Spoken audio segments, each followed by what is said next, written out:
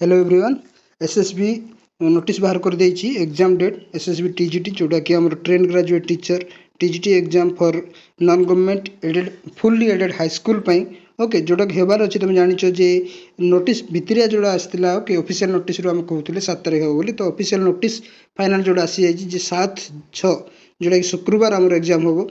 कोठी कोठी हेबो ना अनुगुल बालेश्वर ब्रह्मपुर भुवनेश्वर बलांगीर कटक एवं केन्द्रापड़ा केउझर कोरापुट संबलपुर जोन रे हेबो।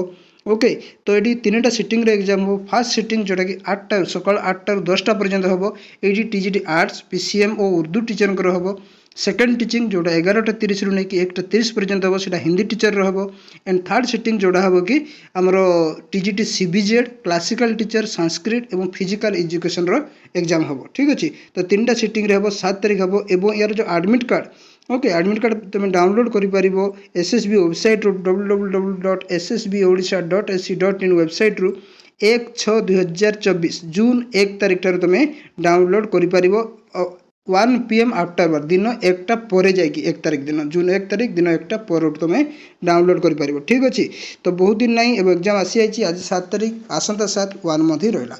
सो सब्सक्राइब कर चैनल को सो दैट कि तुम्हें आगामी दिन में ये नोटिस एवं क्लासेस जहाँ भी करुँची तुम Piper. That's all for now. Thank you.